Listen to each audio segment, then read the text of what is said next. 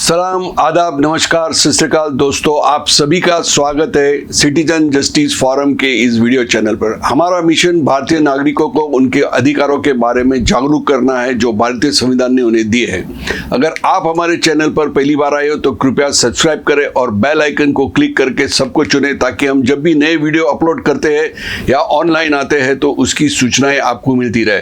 हमें बहुत खुशी होगी अगर आप इस वीडियो को अपने संपर्क और दोस्तों के साथ साझा करेंगे। Hello everyone, I am Advocate Suleiman Bhimani and I welcome you all to the Citizen Justice Forum video channel.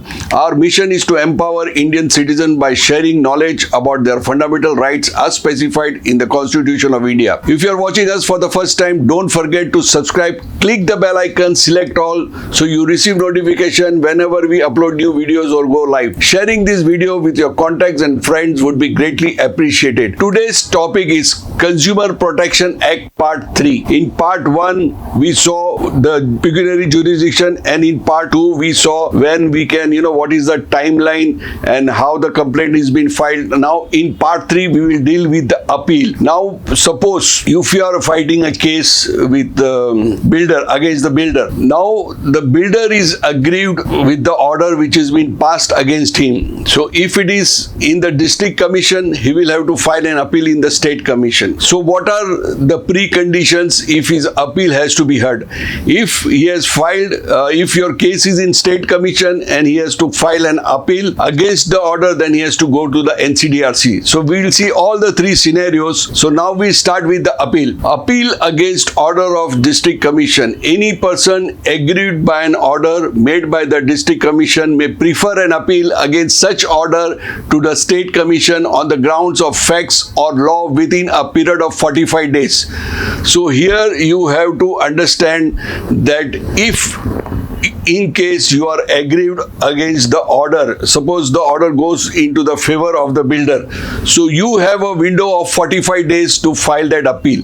And if the builder is unhappy, he is aggrieved against the order of the district forum and he has to go to the appeal in state commission, the time window which is given is 45 days. So you have to be very, very particular about this. Provided further that no appeal by a person who is required to pay an amount in terms of an order of the district commission shall be entertained by the state commission unless the appellant has deposited 50% of that amount in the manner as may be prescribed. So here I would like to explain you, अगर आपने district commission में builder के against में order डाला है और district commission order ये करता है कि 20 लाख रुपए का कॉम्पनसेशन आपको मिलना चाहिए। बिल्डर इज नॉट हैप्पी कि मुझे 20 लाख रुपए का जो कॉम्पनसेशन है नहीं भरना है, तो उसको अपील करनी की है स्टेट कमीशन में। लेकिन उसकी एक कंडीशन क्या है कि 50% ऑफ द ऑर्डर्ड अमाउंट, सो 50% उसको भरना है, यानी 20 लाख का उसको स्टेट कमीशन में जमा करना है और उसके बाद ही उसकी अपील की सुनवाई होगी। तो ये एक बहुत अच्छा स्टेप है in favour of the home buyers और the aggrieved consumer. It can be anything. Provided also that no appeal shall lie from any order passed under sub section 1 of section 81 by the district commission pursuant to a settlement by mediation under section 18। यानी अगर district forum में अगर आप mediation के लिए opt करते हो, वो ऑप्शन के हम आपस में मिलके और with dialogue we will come to an amicable settlement, अगर वो सेटलमेंट आपका हो जाता है तो वो ऑर्डर के अगेंस्ट में आप अपील नहीं कर सकते हो। Appeal to national commission. Any person aggrieved by an order made by the state commission in exercise of its power conferred by sub clauses 1 और 2 of clause A of the subsection 1 of section 47 may prefer an appeal against such order to the National Commission within a period of 30 days. So यहाँ आपको समझना है, district forum से state commission में अगर आपको appeal file करना है तो विंडो आपको 45 डेज का मिलता है। जब स्टेट कमीशन से नेशनल कमीशन में आपको अपील फाइल करना है तो आपका वो विंडो 45 डेज से 30 डेज हो जाता है। तो ये आपको खास ध्यान में रखना है। Appeal against such order to the national commission within a period of 30 days from the date of the order in such form and manner as may be prescribed under the law, provided that the National Commission shall not entertain the appeal after the expiry of the said period of 30 days unless it is satisfied that there was a sufficient cause for not filing it within that period. So आपका अगर 30 days के अंदर appeal file नहीं होती है तो national commission उसको entertain नहीं करेगा. बट इन सर्कमस्टेंसेस जब नेशनल कमीशन को लगेगा कि भाई ये पर्टिकुलर सिचुएशन के अंदर, अभी समझो अगर एक्सीडेंट हो जाता है, स्पाइनल ऑपरेशन हो जाता है, तो वो बंदा महीना 2 महीना 3 महीने के लिए उसको डॉक्टर बेड रेस्ट बोलता है, तो ऐसे कंडीशन में वो नोटरी नहीं कर सकता है, बाहर नहीं निकल सकता है. तो वैसा कोई सीरियस कंडीशन है और वो आप उसको प्रूव कर सकते हो, उसके दस्तावेज है ऑपरेशन के, डॉक्टर के, हॉस्पिटलाइजेशन के, तो in that case the NCDRC में कंसीडर कि यस ये 30 दिन के अंदर ये पॉसिबल नहीं है, तो वो कंसीडर कर सकते हैं. बट अदरवाइज अगर 30 दिन के अंदर अगर अपील नहीं फाइल करते हो तो आपकी सुनवाई नहीं होगी. Provided further that no appeal by a person who is required to pay any amount in terms of the order of the state commission shall be entertained by the national commission unless the appellant deposited 50% of the amount in the manner as may be prescribed under the order or under the law. यानी ये भी एकदम clear cut है कि अगर state commission ने order दिया है कि बिल्डर को 50 लाख रुपया कॉम्पनसेशन देना है या इंटरेस्ट देना है और वो ऑर्डर के अगेंस्ट में अगर वो एनसीडीआरसी में जाता है तो सबसे पहले उसकी रिक्वायरमेंट है ही हैज टू पे 50% ऑफ दैट अमाउंट. 50 लाख के जगह जो अमाउंट है उसका 25 लाख रुपया 50% उसको एनसीडीआरसी में जमा करना पड़ेगा, तब उसकी अपील की सुनवाई आएगी. It is expressly provided under this act और by any other law for the time being in force an appeal shall lie to the national commission from any order passed in appeal by any state commission if the national commission is satisfied that the case involves a substantial question of law. यहाँ पे और एक बात है कि if the national commission feels or is satisfied that this involves a substantial question of law तो उसकी appeal admit करेंगे, बट टू द कंडीशन अगर उसको पैसा भरना है तो पहले 50% उसको जमा करना है और फिर उसकी अपील के ऊपर सुनवाई होगी. In an appeal involving a question of law,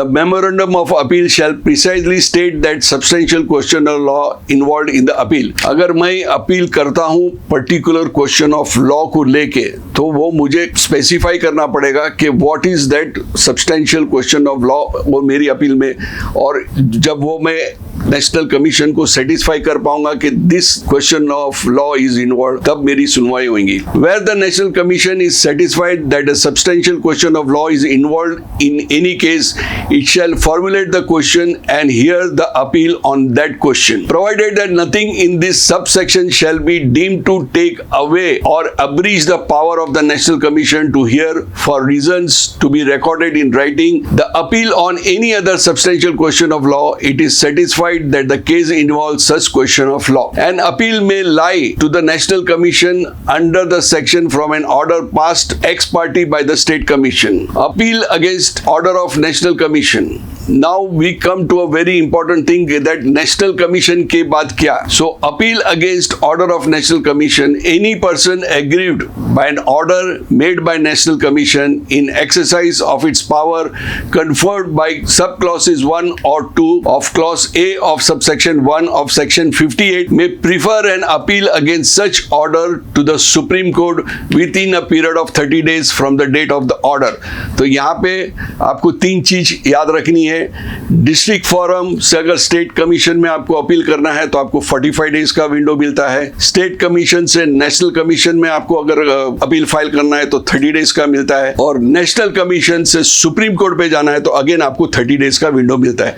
सो सिर्फ लोअर जो डिस्ट्रिक्ट टू स्टेट है उसमें आपको 45 डेज का विंडो मिलता है जहां पे आप अपील फाइल कर सकते हो. प्रोवाइडेड दैट सुप्रीम कोर्ट में entertain an appeal after the expiry of the said period of 30 days if it is satisfied that there was a sufficient cause for not filing it within that period. The National Commission shall be entertained by the Supreme Court unless that person has deposited 50% of the amount in the manner as may be prescribed under the law. Appeal against order passed under section 72. यह भी एक बहुत बड़ा issue है कि 72 section है, that is for अगर आपके बिल्डर के अगेंस्ट में ऑर्डर हो चुका है एग्जीक्यूशन का और अगर वो पैसा नहीं भरता है तो उसके अगेंस्ट में उसके वारंट इशू हो सकता है।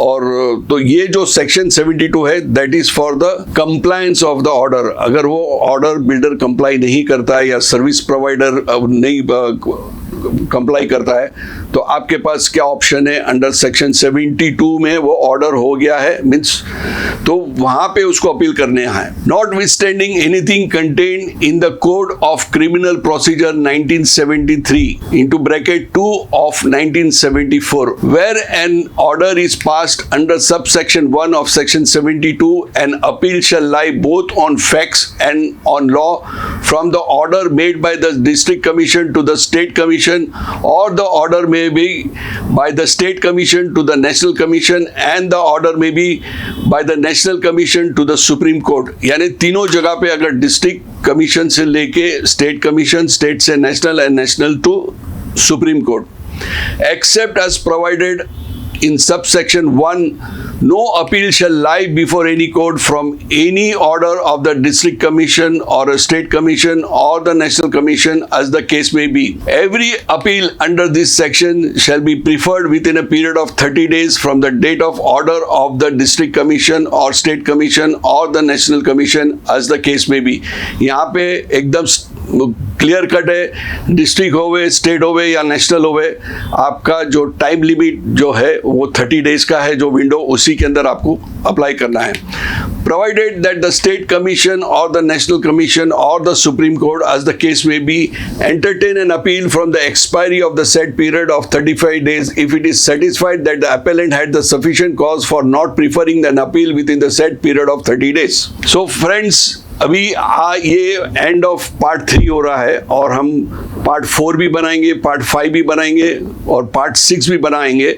हम एक एक इश्यूज लेंगे, एक एक टॉपिक्स लेंगे कंज्यूमर प्रोटेक्शन एक्ट की और आपको डिटेल में उसको समझाएंगे कि किस तरह से वो प्रोसेस है, किस तरह से आपके राइट को आप प्रोटेक्ट कर सकते हो। Stay tuned to our channel for more updates on legal matters that affect you. If you find this video informative then like, subscribe and share with your contacts and friends for more engaging content on legal issues।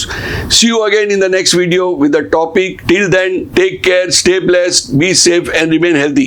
हमारे channel पर अधिक कानूनी मामलों की जानकारी के लिए हमारे साथ बने रहिए। यदि आपको ये वीडियो लाभदायक लगता है तो लाइक, सब्सक्राइब और अपने संपर्क और दोस्तों के साथ शेयर करें ताकि कानूनी मुद्दों पर रोचक जानकारियां मिलती रहे। आगामी वीडियो में नए विषय के साथ फिर मिलेंगे, तब तक आप अपना ध्यान रखें, सुरक्षित रहे और स्वस्थ रहे। अंत में, ए खुदा अपनी अदालत में हम सबके लिए जमानत रखना। ए खुदा अपनी अदालत में हम सबके लिए जमानत रखना। हम रहे या न रहे, हमारे दर्शकों और दोस्तों को सलामत रखना। जय हिंद।